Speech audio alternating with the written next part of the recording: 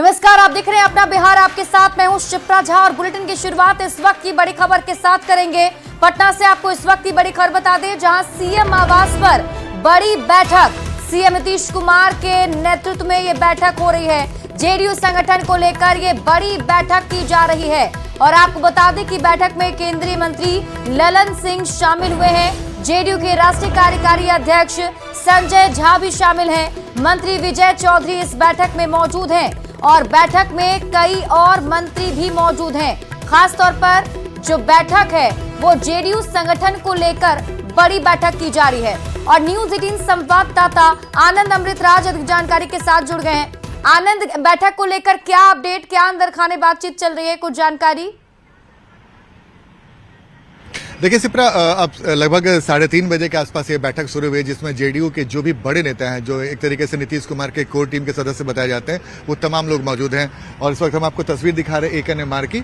इसमें जैसे कि आपने बताया कि ललन सिंह, संजय झा, इसके अलावा मंत्री विजय चौधरी, अशोक चौधरी, श्रवण कुमार, खालिद अनवर, लेसी सिंह, ऐसे तमाम जो जेडीयू के बड़े नेता हैं वो इस बैठक में मौजूद हैं। और इस बैठक में ऐसे जो खबरें मिल रही, जो सूत्रों के हवाले से जो जानकारी मिल रही है कि संगठन को लेकर ये महत्वपूर्ण बैठक बुलाई गई है। देखिए, चूंकि इसी साल बिहार विधानसभा का चुनाव है और कई बोर्ड और आयोग को भरना है, और जो खबर है, जो सूत्र हमारे बता रहे हैं, इस हफ्ते में कभी भी बोर्ड और आयोग को भर दिया जाएगा। और माना जा रहा है कि ये जो आज बैठक है, संगठन की बैठक है, उसमें इन मुद्दों पर भी चर्चा होगी। इसके अलावा आने वाले विधानसभा चुनाव को लेकर भी कई महत्वपूर्ण चर्चा होने की पूरी संभावना है, क्योंकि अब चुनाव में बहुत ज्यादा वक्त नहीं है। तो जाहिर सी बात है, इस बैठक के बारे में जो हमारे सूत्र बता रहे हैं कि संगठन को लेकर महत्वपूर्ण बैठक है और जो बोर्ड और आयोग हैं उसमें कौन कौन लोग शामिल हो सकते हैं, किन्हें जगह मिल सकती है, इन मुद्दों पर भी चर्चा होने की पूरी संभावना है। जाहिर सी बात है, जब नीतीश कुमार के सरकारी आवास ANMR में महत्वपूर्ण बैठक हो रही है, जिसमें जेडीयू के तमाम बड़े नेता मौजूद हैं, तो एक महत्वपूर्ण बैठक ही मानी जाएगी। और अभी तक जो जानकारी मिल रही है कि संगठन के अलावा और इस साल के बिहार विधानसभा चुनाव में और क्या कुछ, कैसी तस्वीर उभरी, कैसे क्या कुछ परिस्थितियां होगी, उन तमाम मुद्दों पर चर्चा होगी। तो ये देखना दिलचस्प होगा शिप्रा कि अब से कुछ देर के बाद जब बैठक खत्म होती है, तो बैठक के बाद जब नेता बाहर निकलते हैं तो क्या कुछ जानकारी देते हैं। लेकिन इतना माना जा रहा है, जो हमारे सूत्र बता रहे हैं, कि संगठन को लेकर ये बैठक बेहद महत्वपूर्ण मानी जा रही है। और आने वाले समय में जेडीयू ने भी अपने संगठन में बड़ा बदलाव किया है। इसके अलावा कई लोगों को चुनावी साल में सेट करना है, उसके लिए बोर्ड और आयोग को भी भरना है, जिसमें जेडीयू के बड़ी संख्या में जो नेता हैं उन्हें भी उसमें शामिल किया जाएगा। इसके अलावा भी कुछ दिन पहले ही राजनीतिक सलाहकार बनाया गया, यानी कि जेडीयू विधानसभा चुनाव को लेकर पूरे आक्रामक मूड में है और उसकी कोशिश है कि ज्यादा से ज्यादा नेताओं को जो चुनाव नहीं लड़ पाएंगे किसी कारणवश, उन्हें सेट किया जाए, ताकि उनकी नाराजगी दूर रहे और जिन्हें पद मिलता है वो अपने कार्यकर्ताओं के बीच में जाए, और जिस तरीके से आप भी बता रहे हैं और ऐसा दर्शकों को पता है कि अभी बिहार विधानसभा के चुनाव के जो वक्त है काफी नजदीक आते जा रहे हैं और जो एक फॉर्मूला इस बार एनडीए की तरफ से डेवलप किया गया है कि जो कार्यकर्ता हैं वो किसी जेडीयू या किसी अन्य पार्टी के नहीं, बल्कि वो एनडीए के कार्यकर्ता हैं। इस रणनीति को लेकर के भी बातचीत इसमें होगी, किस तरीके से रणनीति बनाई जाए। और ये भी कहा जा रहा है कि 15 साल पहले बिहार का क्या हाल था और अब क्या हाल है, वो जनता को बताया जाएगा। देखिए, बिल्कुल शिप्रा, आपने सही कहा। और आपने जो बातें कही, इसके पहले जो भी एनडीए के तमाम प्रदेश अध्यक्ष हैं, जब वो संयुक्त सम्मेलन कर रहे हैं लगातार बिहार के हर जिलों में, और वो यही बात बोल रहे हैं, वो बार बार अपने आप को पांडव कह रहे हैं और एकजुटता की बात कर रहे हैं। तो जाहिर सी बात है, एकजुटता दिखाने की एनडीए की पूरी कोशिश है और जिसे भी संगठन में जगह मिलेगा, बीजेपी के साथ साथ जो 5 सहयोगी दल हैं एनडीए में, तमाम जो नेता और कार्यकर्ता जो चुनाव लड़ने से वंचित रहेंगे या फिर जिन्हें सेट नहीं कर पाया गया किसी कारण से, उन्हें संगठन में या बोर्ड आयोग में सेट किया जाएगा, ताकि उनकी नाराजगी दूर हो। और चुनावी साल में नेता और कार्यकर्ता, खासकर जो जमीनी नेता और कार्यकर्ता होते हैं, उनकी भूमिका बेहद महत्वपूर्ण होती है शिप्रा।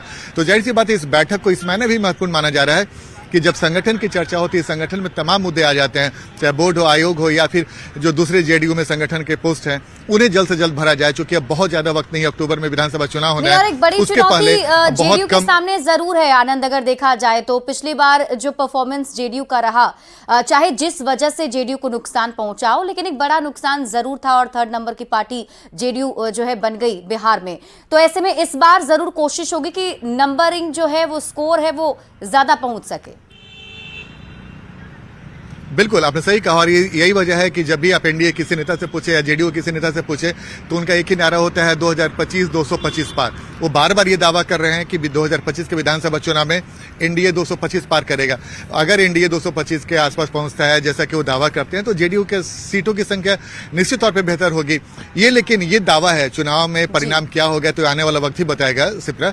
लेकिन इतना तय है कि एनडीए के नेता बार बार इस नारे को देकर न सिर्फ खुद को उत्साहित करते बल्कि अपने कार्यकर्ताओं और वोटरों को मैसेज देते हैं। ठीक है आनंद, आप इस खबर पर नजर बनाए रखिए, बैठक पर नजर बनी रहेगी, उससे भी जुड़ा अपडेट दर्शकों को बताएंगे। शुक्रिया इस अपडेट के लिए।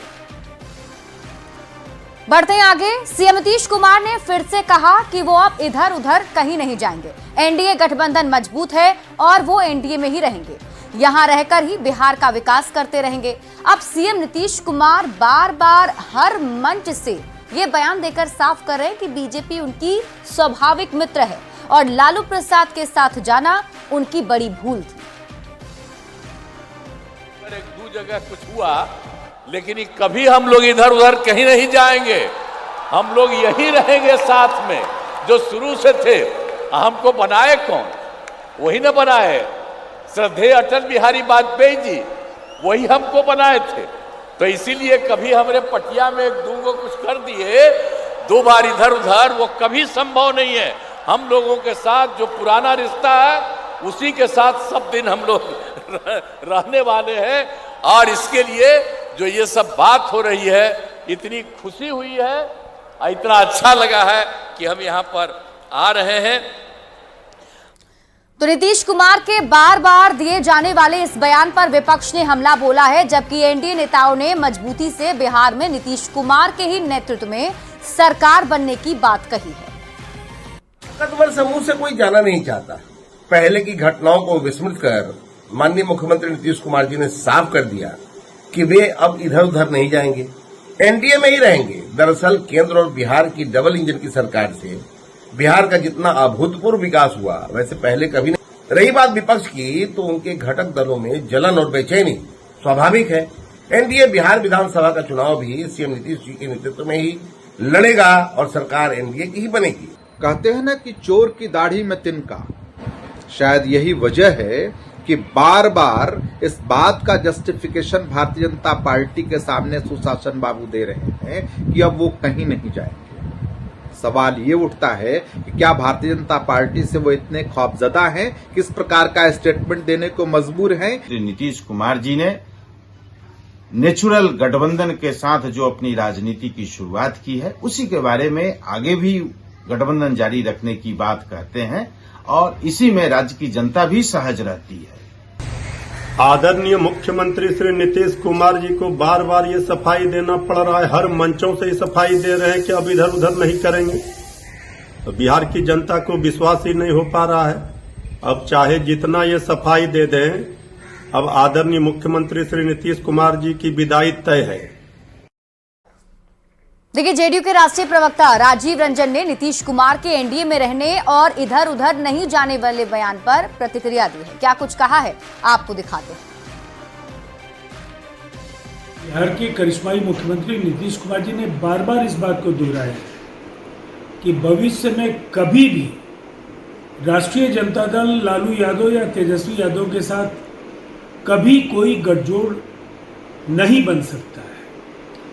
और बिल्कुल साफ है कि जब बिहार का कायाकल्प नीतीश कुमार जी की अगुवाई में हुआ है और एनडीए के अंदर एक बेहतर समन्वय और सौहार्द का वातावरण और उसके साथ ही हम एक बड़े लक्ष्य की ओर 225 सीटों को जीतने का लक्ष्य लेकर आगे जा रहे हैं। जनसुराज के प्रमुख प्रशांत किशोर ने एक बार फिर तेजस्वी यादव पर निशाना साधा है। जहानाबाद में उन्होंने कहा कि तेजस्वी यादव ने अपने विधानसभा क्षेत्र राघोपुर के लिए कुछ नहीं किया। आज भी इस इलाके के लोग पीपा पुल से आना जाना करते हैं। राघोपुर जहां से कि मुख्यमंत्री उप मुख्यमंत्री आज वर्षों से बनते आ रहे हैं, आज भी वहां पर 6 महीने लोग नाव से और पीपा पुल से ही चल रहे हैं। और ये लोगों का दुर्भाग्य है, बिहार के का दुर्भाग्य है कि ऐसे क्षेत्र में लोग जहां अपने बच्चे अपने परिवार का कष्ट भूलकर फिर चुनाव होगा तो उसी जाति के नाम पर वोट दे देते हैं। भाई, आपके घर में किसी महिला को प्रसव पीड़ा हो जाए राघोपुर में, तो कोई जाति कोई नेता बचाने नहीं आएगा, उसको पीपा पुल पर ही आना पड़ेगा, उसको नाव से ही आना पड़ेगा। अब प्रशांत किशोर के तेजस्वी यादव पर बयान के बाद एनडीए नेताओं ने चुटकी ली है, जबकि विपक्ष के नेता सरकार पर ही सवाल खड़े कर रहे हैं। जब भी किसी क्षेत्र का प्रतिनिधित्व करेंगे, वो क्षेत्र विकास के आंकड़ों में सबसे पिछड़ा क्षेत्र रहेगा, क्योंकि वो लालू के लाल हैं। आप भारतीय जनता पार्टी और जनता दल यू नेताओं से पूछिए कि 20 सालों में बिहार का किस तरह से विकास हुआ है।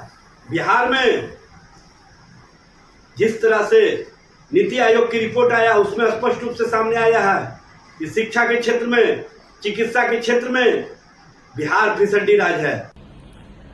प्रशांत किशोर जी का यह ताजा बयान उनकी राजनीतिक छटपटाहट और राजनीतिक विद्वेष की भावना से निकल के आया है। अब प्रशांत किशोर जी को यह समझ में आने लगा है कि बिहार में राजनीतिक स्वामी भक्ति उन्हें करनी पड़ेगी। जिस दल ने उन्हें बिहार में भेजा है, उस दल के लिए स्वामी भक्ति दिखाने के लिए वो ऐसे बयान दे रहे हैं। राघोपुर विधानसभा क्षेत्र सचमुच खास है। दो मुख्यमंत्री लालू जी और राबड़ी जी इसका नेतृत्व कर चुके हैं। उप मुख्यमंत्री रह चुके तेजस्वी यादव जी इसका नेतृत्व कर रहे हैं। लेकिन उस विधानसभा क्षेत्र की अद्यतन स्थिति क्या है, सबको मालूम है। वो तो नीतीश कुमार जी की देन है कि अब वहां पुल होगा, आवागमन की सुविधाएं होंगी। लेकिन तेजस्वी यादव जी को अपने विधानसभा क्षेत्र तक से मतलब नहीं रहता है। कितनी दफे जाते हैं, सबको मालूम है। वहीं न्यूज 18 की टीम ने राघोपुर दियारा का रियलिटी चेक किया। यहाँ के लोग आज भी विकास से कोसों दूर हैं और इस विधानसभा क्षेत्र के 20 पंचायत के लोग पीपा पुल से आना जाना करते हैं। ये हाल तब है जब इस क्षेत्र का प्रतिनिधित्व 10 साल से तेजस्वी यादव कर रहे हैं। यही कारण है प्रशांत किशोर इस क्षेत्र के विकास का मुद्दा अपने हर सभा में उठा रहे हैं।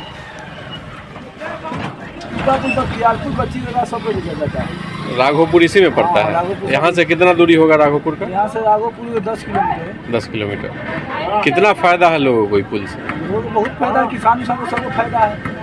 आने जाने में किसान सबको भूसा उसा लाने आने जाने में सब चीज फायदा है। यहाँ से कितना देर लगता होगा राघोपुर जाने में? राघोपुर जाने में आधा घंटा लग जाता है। आधा घंटा। ये पीपा पुल बनने से कितना फायदा है आपको? बहुत फायदा है। खेती करने आने जाने में फायदा होगा? बहुत फायदा। ये कहाँ जाता है पुल? राघोपुर सब राघोपुर अपना लाइट नहीं है। लाइट नहीं है। हाँ, प्रशासन में गश्ती करता है साफ। पुल पर गश्ती वगैरह नहीं होता। सुरक्षा का कुछ नहीं है। लाइट होना चाहिए। लाइट होना चाहिए। प्रशासन का 10 लाख आता जाता है। प्रशासन का व्यवस्था होता है। प्रशासन का व्यवस्था चाहिए, गश्ती चाहिए। बढ़ते हैं आगे और बात अगली खबर की। जेडीयू विधायक गोपाल मंडल का एक विवादित बयान सामने आया है। यादव जाति को लेकर उन्होंने विवादित बयान दिया है। यादव जाति को बताया है ढीठ और मर्डर की घटना का जिक्र करते हुए यादव जाति को गोपाल मंडल ने ढीठ बताया। गोपाल मंडल ने कहा कि सरकार नीतीश कुमार की वर्चस्व यादव जाति का है। नौगछिया में दुकानदार विनय कुमार गुप्ता की गोली मारकर हत्या कर दी गई। जेडीयू विधायक ने मर्डर का आरोप बबलू यादव पर लगाया है। मर्डर का आरोप लगाते हुए यादव जाति को गोपाल मंडल ने ढीठ बताया है।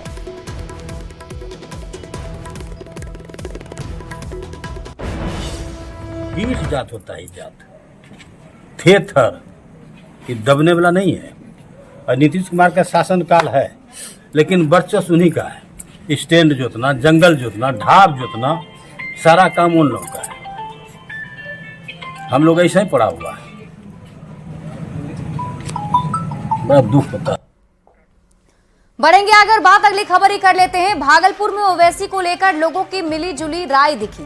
कुछ लोग ओवैसी के समर्थन में दिखे, जबकि कुछ लोगों ने साफ कर दिया कि बिहार में ओवैसी की दाल गलने वाली नहीं है। तो समझ में तो अभी नहीं आ रहा, आगे चल के समझ में आएगा तो इससे बात करेंगे। आप लोग क्या सोचते हैं उनके बारे में? ओवैसी जी के बारे में? हाँ तो अच्छे हैं, वो काम कर रहे हैं। हाँ काम कर रहे हैं। ये समय और परिस्थिति बदलता है। वो 4 का समय अलग था, आज का समय अलग है। अभी हालात ये है कि हमको नहीं लगता कि महागठबंधन के अलावा मुस्लिम जितने भी सेकुलर हैं कहीं इधर उधर एक वोट भी देने जा रहे हैं। और उसी कड़ी में अगर उनकी कहीं कड़ी फंस गई जहाँ पर परसेंटेज उनका ज्यादा होगा। वो वैसे अच्छे नेता है, भागलपुर में बेहतर करते हैं वो। उनका तो अच्छा है नाम, रिस्पॉन्स है भागलपुर में। वो कह रहे हैं कि 24 लोगों को जिताएंगे इस बार विधायक में, तो क्या लगता है जीतेंगे ओवैसी जी? जी जीतेंगे। भागलपुर में भी उसका रहेगा तो उसका दावेदारी रहेगा। इंसान अच्छे हैं और वो अच्छा काम करते हैं, देश के लिए भी बहुत अच्छा कर रहे हैं, और मुसलमान के लिए वक्फ बोर्ड के लिए भी वो अपना उठ रहे हैं। वक्फ बोर्ड के लिए भी केस वही लड़ रहे हैं। उससे अच्छा नेता कोई हो भी नहीं सकता है। इंशाल्लाह जीतेंगे, अल्लाह ने चाहा तो। देखिए, बिहार बीजेपी 9 मई को पटना में महाराणा प्रताप की जयंती मनाएगी। बापू सभागार में इसकी तैयारियां जारी है। केंद्रीय मंत्री गजेंद्र सिंह शेखावत कार्यक्रम के मुख्य अतिथि होंगे। रक्षा मंत्री राजनाथ सिंह वीडियो कॉन्फ्रेंसिंग के माध्यम से संबोधित करेंगे और इस कार्यक्रम में बीजेपी के सभी बड़े नेता शामिल होंगे। कि 9 मई को महाराणा प्रताप जी की जयंती मनाने का फैसला लिया गया है भारतीय जनता पार्टी की तरफ से। यह स्थान बापू सभागार में होगा और इसका समय 11:30 बजे दिन में है। और इस कार्यक्रम में हमारे भारतीय जनता पार्टी के सीनियर नेता केंद्रीय मंत्री आदरणीय गजेंद्र सिंह शेखावत जी मुख्य अतिथि के रूप में उसमें आएंगे। और उसमें एक और विशिष्ट अतिथि के रूप में आदरणीय राजनाथ सिंह जी जो हमारे रक्षा मंत्री हैं, वो वीडियो कॉन्फ्रेंसिंग के माध्यम से उस कार्यक्रम को संबोधित करेंगे। बीजेपी के राष्ट्रीय प्रवक्ता शाहनवाज हुसैन ने कांग्रेस पर निशाना साधा है और कहा है कि भारत की जनता कांग्रेस पर नींबू मिर्ची डाल देगी। देखिए, कांग्रेस पार्टी देश की जो एक मर्यादा बनी थी कि विदेशी मुद्दे पर एक रहेंगे, उसको तोड़ रही है। पहले चरणजीत सिंह चन्नी कहते हैं कि पुलवामा और जो एयर स्ट्राइक या सर्जिकल स्ट्राइक का सबूत मांग रहे हैं। फिर राफेल जो इतना बढ़िया विमान भारत ने खरीदा, उसको खिलौना बता के नींबू टांग रहे हैं। तो कांग्रेस पर भी लोग नींबू मिर्ची टांग देंगे, ये बात याद रखना चाहिए कांग्रेस। और अब आपको मिलवाते हैं लालू प्रसाद के एक ऐसे फैन से जिसने अपनी शादी के कार्ड पर लालू प्रसाद की तस्वीर लगाई है। रवीश कुमार फतुहा के रहने वाले हैं। 1 जून को इनकी शादी है। इनका कहना है कि ये लालू प्रसाद को भगवान मानते हैं। रवीश कुमार ने प्रण लिया है कि जब तक लालू प्रसाद के परिवार से कोई सदस्य आशीर्वाद देने नहीं आएगा, तब तक वो शादी नहीं करेंगे। रवीश से बात की है न्यूज 18 संवाददाता अमित कुमार ने। मेरे हाथों में एक कार्ड है, इस कार्ड को पहले देख लीजिए। कार्ड में लालू प्रसाद यादव मुस्कुराते हुए नजर आ रहे हैं और तेज तेजस्वी जिंदाबाद के नारे भी हैं। इसमें लालू राबड़ी जिंदाबाद के नारे हैं। और यह कार्ड जो है वो रवीश संग लवली की शादी होने जा रही है और इसलिए ये कार्ड जो है छपा है। वरुण प्रसाद यादव हैं, फतुहा से हैं, जो कार्ड लेकर के लालू प्रसाद के यादव के घर भी गए थे और इन्हीं की शादी है। रवीश, आप अपनी शादी में ये कार्ड छपवाए हैं, इसके पीछे की वजह क्या है? वजह यही है कि लालू जी करोड़ों दलित पिछड़ा बहुजनों गरीबों की आवाज़ है, एक महापुरुष है, इसलिए मेरे दिल में लालू जी हैं। ये कार्ड की बात है। लालू जी आवाज़ दिए हैं। 90 के पहले क्या स्थिति थी लोग वाकिफ़ हैं, हमें बताने की ज़रूरत नहीं है। इसलिए हमें लगा कि लालू जी को हम गणेश जी जगह लालू जी को भगवान मानते हैं। भगवान मानते हैं आप? भगवान मानते हैं, भगवान मानते हैं, क्योंकि जो जिस हमारे माता पिता जन्म गए तो हमारे भगवान है, वही पालन पोषण किए हैं। नहीं, लालू जी ने लड़ाई लड़ी है, लंबा इतिहास है लालू जी का, आवाज़ दिया है, एक विचारधारा की लड़ाई है, इसलिए हमने लालू जी को छपाने का काम किया। अपना भगवान? जी, मैं नालंदा जिला से हूँ। देखिए, ये ब्लू रंग का कार्ड है, ये अम्बेडकर जी का प्रतीक है। समझ रहे हैं बातों को? समझिए, विचारधारा के लोग समझते हैं, बातों जानते हैं। हमें भरोसा है, हम इंतजार करेंगे उस रात 1 जून को कि लालू जी का सदस्य का घंटी सब बजता है, परिवार के सदस्य का, नहीं तो माला का नहीं डालेंगे, इंतजार करेंगे। जो माला नहीं डालिए? नहीं, आप ये बता, लालू जी को मीडिया के माध्यम से आप बता ही दीजिए कि ये रवि सिंह। आप नहीं बोले सामने से लालू जी को कि आप नहीं आइएगा तो ये माला नहीं डालेंगे? हम तो बोले ही हैं, लेकिन आप भी तो मीडिया के माध्यम से बातों को पहुंचाते हैं। लेकिन वो तो बीमार हैं, अभी दिल्ली में। तो उनके घर के सदस्य भी, हमें भरोसा है कि लालू अपने प्रतिनिधि को भेजे, अगर लालू जी नहीं आए तो उनके घर के सदस्य तेजस्वी जी हुए, तेज प्रताप जी हुए, रोहिणी आचार्य दी हुए, मीसा दीदी हुए, बहुत सदस्य हैं। किसी भी सदस्य की उपस्थिति में ही जयमाला डालिएगा और लड़की अगर रूठ गई तो क्या कीजिएगा कि आप लालू जी के इंतजार में, परिवार के इंतजार में माला नहीं डाल रहे हैं, अब ब्याह नहीं करेंगे तब? ये भरोसा है ना, ये भरोसा बहुत बड़ा चीज होता है। रिश्ता है, दिल का रिश्ता है, उसे और मजबूत। बढ़ते आगे, प्रशांत किशोर ने लालू प्रसाद को एक बार फिर खुली चुनौती दी है। प्रशांत किशोर ने कहा कि अगर हिम्मत है, लालू प्रसाद तेजस्वी यादव के अलावा किसी दूसरे को सीएम का चेहरा घोषित करके दिखाएं, हम उनका समर्थन करेंगे। प्रशांत किशोर ने कहा कि लालू प्रसाद को अपने परिवार के आगे कुछ दिखता नहीं है। प्रशांत किशोर ने कहा कि महागठबंधन का सीएम फेस तेजस्वी यादव ही होंगे। चेहरा कौन होगा हम आपको बताते हैं। महागठबंधन का चेहरा तेजस्वी यादव है, न हो तो आप कहिएगा हम पूरा अपना अभियान वापस ले लेंगे। कांग्रेस में अगर दम है तो तेजस्वी के यादव के अलावा किसी को बना के दिखा दे। हम तो रोज कह रहे हैं कि भाई लालू जी को आप लोग कहिए कि तेजस्वी यादव को छोड़कर, अपने परिवार को छोड़कर किसी यादव परिवार के लड़के को नेता बता दे, हम जन सुराज उनका समर्थन करने को तैयार है। अरे ये लोग अपना और अपना परिवार के आगे जो जीवन में कभी कुछ किया नहीं, और आप लोग कह रहे हैं कांग्रेस के कहने। कांग्रेस का क्या औकात है? और इसी के साथ इस बुलेटिन में अभी के लिए बस इतना ही। आप देखते रहिए न्यूज़ 18 बिहार झारखंड।